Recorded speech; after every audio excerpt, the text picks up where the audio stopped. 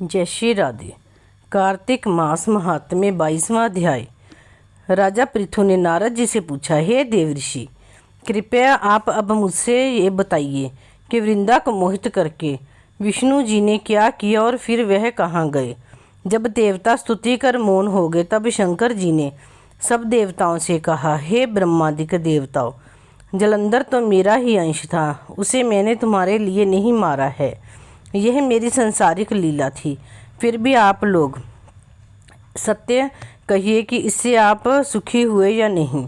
तब ब्रह्मादिक देवताओं ने नित्तर हर्ष से लिख गए और उन्होंने शिवजी को प्रणाम कर विष्णु जी का वह सब वृतांत कह सुनाया जो उन्होंने बड़े प्रयत्न से वृंदा को मोहित किया था तथा वह अग्नि में प्रवेश कर परम गति को प्राप्त हुई थी। देवताओं ने यह भी कहा कि तभी से वृंदा की सुंदरता पर मोहित हुए विष्णु उनकी चिता की राख लपेट इधर उधर घूमते हैं। अतएव आप उन्हें समझाइए, क्योंकि यह सारा चराचर आपके अधीन है। देवताओं से यह सारा वृतांत सुन शंकर जी ने उन्हें अपनी माया समझाई और कहा कि उसी से मोहित विष्णु भी काम के वश हो गए हैं। परंतु महादेवी उमा त्रिदेवी की जननी सबसे परे वह मूल प्रकृति परम मनोहर और वहीं गिरजा भी कहलाती है। अतः विष्णु का मोह दूर करने के लिए आप सब उनकी शरण में जाइए। शंकर जी की आज्ञा से सब देवता मूल प्रकृति को प्रसन्न करने चले। उनके स्थान पर पहुंचकर उनकी बड़ी स्तुति की कि तब यह आकाशवाणी हुई कि हे देवताओं, मैं ही 3 प्रकार से 3 गुणों से पृथक होकर स्थित सत्य गुण से गोरा, रजोगुण से लक्ष्मी और तमोगुण से ज्योति रूप हूँ। अतएव अब आप लोग मेरी रक्षा के लिए उन देवियों के पास जाओ तो वे तुम्हारे मनोरथों को पूर्ण कर देगी। यह सब सुनकर देवता भगवती के वाक्यों का आदर करते हुए गौरी, लक्ष्मी और सरस्वती को प्रणाम करने लगे। सब देवताओं ने भक्ति पूर्वक उन सब देवियों की प्रार्थना की। उस स्तुति से तीनों देवियां प्रकट हो गई। सभी देवताओं ने खुश होकर निवेदन किया। तब उन देवियों ने कुछ बीज देकर कहा, इसे ले जाकर बो दो तो तुम्हारे सब कार्य सिद्ध हो जाएंगे। ब्रह्मादिक देवताओं ने बीजों को लेकर विष्णु जी के पास गए। वृंदा की चिता भूमि में डाल दिया। उससे धात्री, मालती और तुलसी प्रकट हुई। विधात्री के बीज से धात्री, लक्ष्मी के बीज से मालती और गौरी के बीज से तुलसी प्रकट हुई। विष्णु जी ने जो ही उन स्त्री रूप वाली वनस्पतियों को देखा तो वे उठ बैठे। कामासक्त चित्त से मोहित हो उनसे याचना करने लगे। धात्री और तुलसी ने उनसे प्रीति की। विष्णु जी सारा दुख भूल देवताओं से नमस्कृत हो अपने लोक वैकुंठ को चले। वे पहले की तरह सुखी होकर शंकर जी का स्मरण करने लगे। ये अख्यात शिव जी की भक्ति देने वाला है। 22वां अध्याय समाप्त। 23वां अध्याय। नारद जी बोले, हे राजन, यही कारण है कि कार्तिक मास के व्रत उद्यापन में तुलसी की जड़ में भगवान विष्णु की पूजा की जाती है। तुलसी भगवान विष्णु को अधिक प्रीति प्रदान करने वाली मानी गई है। राजन, जिसके घर में तुलसी वन है वह घर तीर्थ स्वरूप है, वहाँ यमराज के दूत नहीं आते। तुलसी का पौधा सदैव सभी पापों का नाश करने वाला तथा अभीष्ट कामनाओं को देने वाला है। जो श्रेष्ठ मनुष्य तुलसी का पौधा लगाते हैं वे यमराज को नहीं देखते। नर्मदा का दर्शन, गंगा का स्नान और तुलसी वन का संसर्ग, ये तीनों एक समान कहे गए हैं। जो तुलसी की मंजरी से संयुक्त होकर प्राण त्याग करता है वह सैकड़ों पापों से युक्त ही क्यों ना हो तो भी यमराज उसकी ओर नहीं देख सकते। तुलसी को छूने से कामिक, वाचिक, मानसिक आदि सभी पाप नष्ट हो जाते हैं। जो मनुष्य तुलसी दल से भगवान का पूजन करते हैं वह पुण्य गर्भ में नहीं आते, अर्थात जन्म मरण के चक्कर से छूट जाते हैं। तुलसी दल में पुष्कर आदि समस्त तीर्थ, गंगा आदि नदियाँ और विष्णु प्रभृति सभी देवता निवास करते हैं। हे राजन, जो मनुष्य तुलसी के काष्ठ का चंदन लगाते हैं उन्हें सहज ही मुक्ति प्राप्त हो जाती है और उन द्वारा किए गए पाप उनके शरीर को छू भी नहीं पाते। जहाँ तुलसी के पौधे की छाया होती है वहीं पितरों की तृप्ति के लिए श्राद्ध करना चाहिए। जिसके मुख में, कान में और मस्तक पर तुलसी का पत्ता दिखाई देता है, उसके ऊपर यमराज भी दृष्टि नहीं डाल सकते। फिर दूतों की तो बात ही क्या। जो प्रतिदिन आदर पूर्वक तुलसी की महिमा सुनता है वह सब पापों से मुक्त हो ब्रह्मलोक को जाता है। इसी प्रकार आंवले का महान वृक्ष सभी पापों का नाश करने वाला है। आंवले का वृक्ष भगवान विष्णु को प्रिय है। इसके स्मरण मात्र से ही मनुष्य गोदान का फल प्राप्त करता है। जो मनुष्य कार्तिक में आंवले के वन में भगवान विष्णु की पूजा तथा आंवले की छाया में भोजन करता है उसके विपाप नष्ट हो जाते हैं। आंवले की छाया में मनुष्य जो भी पुण्य करता है वह कोटि गुना हो जाता है। जो मनुष्य आंवले की छाया के नीचे कार्तिक में ब्राह्मण दंपति को एक बार भी भोजन देकर स्वयं भोजन करता है वह अन्न दोष से मुक्त हो जाता है। लक्ष्मी प्राप्ति की इच्छा रखने वाले मनुष्य को सदैव आंवले से स्नान करना चाहिए। नवमी, अमावस्या, सप्तमी, संक्रांति, रविवार, चंद्र ग्रहण तथा सूर्य ग्रहण के दिन आंवले से स्नान नहीं करना चाहिए। जो मनुष्य आंवले की छाया में बैठकर पिंडदान करता है उसके पितर भगवान विष्णु के प्रसाद से मोक्ष को प्राप्त होते हैं। जो मनुष्य आंवले के फल और तुलसी दल को पानी में मिलाकर स्नान करता है उसे गंगा स्नान का फल मिलता है। जो मनुष्य आंवले के पत्तों और फलों से देवताओं का पूजन करता है उसे स्वर्ण, मणि और मोतियों द्वारा पूजन का फल प्राप्त होता है। कार्तिक मास में जब सूर्य तुला राशि में होता है तब सभी तीर्थ, ऋषि, देवता और सभी यज्ञ आंवले के वृक्ष में वास करते हैं। जो मनुष्य द्वादशी तिथि को तुलसी दल और कार्तिक में आंवले की छाया में बैठकर भोजन करता है उसके 1 वर्ष तक अन्न संसर्ग से उत्पन्न हुए पापों का नाश हो जाता है। जो मनुष्य कार्तिक में आंवले की जड़ में विष्णु जी का पूजन करता है उसे श्री विष्णु क्षेत्रों के पूजन का फल प्राप्त होता है। आंवले और तुलसी की महत्ता का वर्णन करने में श्री ब्रह्मा जी भी समर्थ नहीं है। इसीलिए धात्री और तुलसी जी की जन्म कथा सुनने से मनुष्य अपने वंश सहित भक्ति को पाता है। 23वां अध्याय समाप्त। 24वां अध्याय। राजा पृथु बोले, हे मुनिश्रेष्ठ, आपने तुलसी के इतिहास, व्रत, महात्म्य के विषय में कहा है। अब आप कृपा कर मुझे यह बताइए कि कार्तिक मास में क्या और भी देवताओं का पूजन होता है, ये भी विस्तार पूर्वक बताइए। नारद जी बोले, पूर्व काल की बात है। स्वहा पर्वत पर करीवकर में धर्मदत्त नामक विख्यात कोई धर्मज्ञ ब्राह्मण रहती थी। एक दिन कार्तिक मास में भगवान विष्णु के समीप जागरण करने के लिए वे भगवान के मंदिर की ओर चले।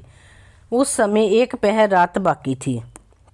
भगवान के पूजन की सामग्री साथ लिए जाते हुए ब्राह्मण ने मार्ग में देखा कि एक भयंकर राक्षसी आ रही है। उसका शरीर नंगा और मांस रहित था। उसके बड़े बड़े दांत थे। लपकती हुई जीभ और लाल नेत्र देखकर ब्राह्मण भय से थर्रा उठे। उनका सारा शरीर कांपने लगा। उन्होंने साहस करके पूजा की सामग्री तथा जल से ही उस राक्षसी के ऊपर प्रहार किया। उन्होंने हरि नाम का स्मरण करके तुलसी दल मिश्रित जल से उसको मारा था, इसीलिए उसका सारा पातक नष्ट हो गया। अब उसे अपने पूर्व जन्म के कर्मों का परिणाम स्वरूप प्राप्त हुई दुर्दशा का स्मरण हो आया। उसने ब्राह्मण को दंडवत प्रणाम करके इस प्रकार कहा, ब्राह्मण, मैं पूर्व जन्म के कर्मों के फल से इस दशा में को पहुंची हूँ। अब मुझे किस प्रकार उत्तम गति प्राप्त होगी। धर्मदत्त ने उसे इस प्रकार प्रणाम करते हुए देखकर आश्चर्यचकित होते हुए पूछा, किस कर्म के फल से तुम इस दशा को पहुंची हो? कहाँ की रहने वाली हो? तुम्हारा नाम क्या है और आचार व्यवहार क्या है? ये सारी बातें मुझे बताओ। उस राक्षसी का नाम कलहा था। कलहा बोली, ब्राह्मण, मेरे पूर्व जन्म की बात है। सौराष्ट्र नगर में भिक्षु नामक एक ब्राह्मण रहते थे। मैं उनकी पत्नी थी। मेरा नाम कलहा था और मैं बड़े क्रूर स्वभाव की स्त्री थी। मैंने वचन से भी कभी अपने पति का भला नहीं किया, उन्हें कभी मीठा भोजन नहीं परोसा, सदा अपने स्वामी को धोखा ही देती रही। मुझे कलह विशेष प्रिय थी, इसीलिए मेरे पति का मन मुझसे सदा उद्विग्न रहता था। अनंत गोतवा उन्होंने दूसरी स्त्री से विवाह करने का निश्चय कर लिया। तब मैंने विष खाकर अपने प्राण त्याग दिए। फिर यमराज के दूत आए और मुझे बांधकर पीटते हुए यमलोक में ले गए। वहां यमराज ने मुझे देखकर चित्रगुप्त से पूछा, चित्रगुप्त देखो तो सही इसने कौन सा कर्म किया है, जैसा इसका कर्म है उसके अनुसार यह शुभ या अशुभ प्राप्त करे। चित्रगुप्त ने कहा, इसका किया हुआ कोई भी शुभ कर्म नहीं है। यह स्वयं मिठाइयाँ उड़ाती थी और अपने स्वामी को उसमें से कुछ भी नहीं देती थी। इसने सदा अपने स्वामी से द्वेष किया है, इसीलिए यह चमगादड़ी होकर रहे तथा सदा कलह में ही इसकी प्रवृत्ति रहती रही है। इसीलिए यह विष्ठा भोजी सुकरी की योनि में रहे। जिस बर्तन में भोजन बनाया जाता है उसी में यह सदा अकेली खाया करती थी। अतः उसके दोष से यह अपनी ही संतान का भान करने वाली बिल्ली हो। इसने अपने पति को निमित्त बनाकर आत्मघात किया है, इसीलिए यह अत्यंत निंदनीय स्त्री प्रेत के शरीर में भी कुछ काल तक अकेली ही रहे। इसे यमदूतों द्वारा निर्जल प्रदेश में भेज देना चाहिए। वहां दीर्घ काल तक यह प्रेत के शरीर में निवास करे। उसके बाद यह पापिनी शेष 3 योनियों का भी उपभोग करेगी। कलहा ने कहा, विप्रवर, मैं वही पापनी कलहा हूँ।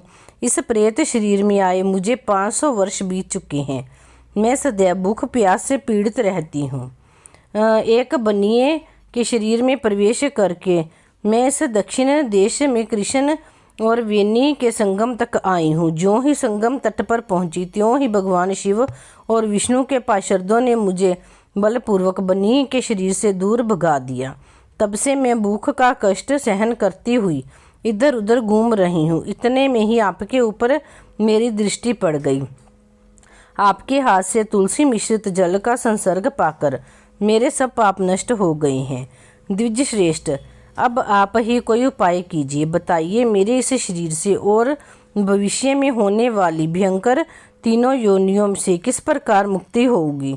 कलहा का यह वचन सुनकर धर्मदत्त उसे पिछले कर्मों और वर्तमान अवस्था को देखकर बहुत दुखी हुआ। फिर उसने बहुत सोच विचार करने के बाद कहा। धर्मदत्त ने जो भी कहा उसका वर्णन 25वें अध्याय में किया गया है। 24वां अध्याय समाप्त। 25वां अध्याय। तीर्थ में दान और व्रत आदि सत्कर्म करने से मनुष्य के पाप नष्ट हो जाते हैं, परंतु तू तो प्रेत के शरीर में है, अतः उन कर्मों को करने की अधिकारिणी नहीं है। इसीलिए मैंने जन्म से लेकर अब तक जो कार्तिक का व्रत किया है उसके पुण्य का आधा भाग मैं तुझे देता हूँ। तू उसी से सद्गति को प्राप्त हो जा। इस प्रकार कहकर धर्मदत्त ने 12 अक्षर मंत्र का श्रवण कराते हुए तुलसी मिश्रित जल से जो ही उसका अभिषेक किया तो ही वह प्रेत योनि से मुक्त हो प्रज्वलित अग्नि शिखा के समान तेजस्विनी एवं दिव्य रूप धारणी देवी हो गई और सौंदर्य में लक्ष्मी जी की समानता करने लगी।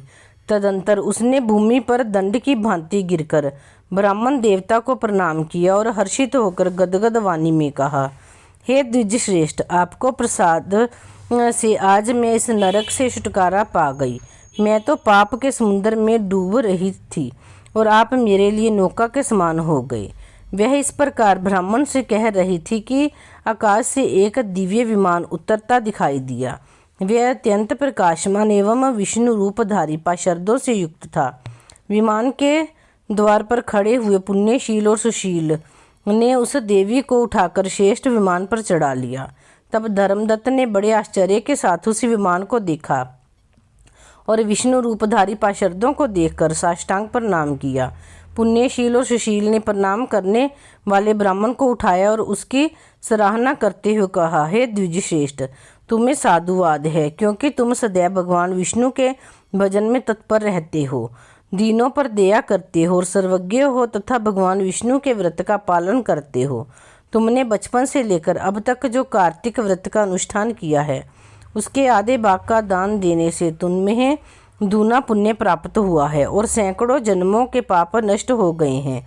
अब यह वैकुंठ धाम में ले जाई जा रही है। तुम भी इस जन्म के अंत में अपनी दोनों स्त्रियों के साथ भगवान विष्णु के वैकुंठ धाम में जाओगे और मुक्ति प्राप्त करोगे। धर्मदत्त, जिन्होंने तुम्हारे समान भक्ति पूर्वक भगवान विष्णु की आराधना की है वे धन्य हैं और कृतकृत्य हैं। इस संसार में उन्हीं का जन्म सफल है। भली भांति आराधना करने पर भगवान विष्णु देहधारी प्राणियों को क्या नहीं देते।